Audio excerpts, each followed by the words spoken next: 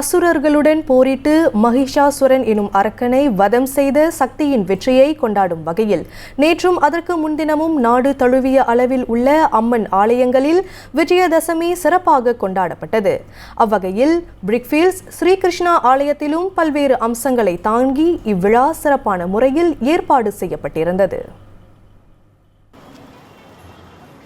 ஸ்ரீகிருஷ்ணரை மையமாக கொண்ட இவ்வாலயத்தில் அம்மனுக்கு உகந்த விழாவான விஜயதசமி பூஜையும் ஆண்டுதோறும் விமரிசையான முறையில் கொண்டாடப்படும் என்று ஆலய தலைவர் டத்தோ கே தங்கப்பெருமாள் தெரிவித்தார்.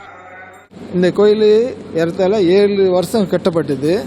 அதுக்கு பிற்பாடு ஆண்டு நம்ம ப்ரோக்ராம் இந்த நவராத்திரி உபயம் 9 நாள் செய்கிறோம். இந்த தடவை 9 நாள் முடிஞ்ச கையோடு இப்போ இன்றைக்கு விஜயதசமி. சில கோயிலுங்களுக்கு விஜயதசமி நேரத்தை கொண்டாடிட்டாங்க. பட் ஆகமப்படி நம்ம கேட்டு, ஏன்னா அந்த நேற்று என்னன்னா அஷ்டமி வரனால இன்றைக்கு நம்ம மாற்றி வச்சு இன்றைக்கி தான் நம்ம விஜயதசமியை கொண்டாடுறோம். பொதுவாக 9 நாள்களாக கொண்டாடப்படும் நவராத்திரி இவ்வாண்டு 10 நாள்களாக நீட்டிக்கப்பட்டது இக்கொண்டாட்டத்தின் சிறப்பம்சம் என்கிறார் ஆலய குருக்கள். இதற்கு காரணம் 3ஆம் நாள் வரக்கூடிய திருத்தியை திதி அதிகமாக நாழிகைகளை கொண்டதாக அமைந்துவிட்டது. 3ஆம் நாளும் 4ஆம் நாள் காலையில் சூரியோதயத்தின் போதும் திருத்தியை தேதி காட்டுவதால் 4ஆம் நாளே 3ஆம் தேதியாக கணக்கிடப்பட்டு வரும்பொழுது இன்றைய தினம் 10வது நாளாக சாஸ்திரப்படி அமைந்துள்ளது.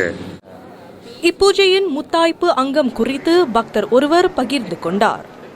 முதல்ல குழந்தைகள் இன்னைக்கு நல்ல நாள், அதாவது முதல் எழுத்தை அவங்க எழுதுறது ஒரு சிறப்பான நாள். இன்னைக்கு அதை பெற்றோர்கள் இங்கே பண்ணுறதை பார்க்கும்போது ரொம்ப ரொம்ப சந்தோஷமாக இருக்குது. ஏன்னா இந்த கோயிலுக்கு நம்மளோட சமயத்தை தெரிஞ்சுக்கிறதுனால நம்ம வாழ்க்கை ரொம்ப சிறப்பாக இருக்கும்னு நம்பக்கூடிய ஒரு ஆள் நான். அதுலேயும் இந்த மாதிரி கோயிலுக்கு நிறைய பேர் வர்றது ஒரு வரவேற்கப்பட வேண்டிய ஒரு விஷயம்.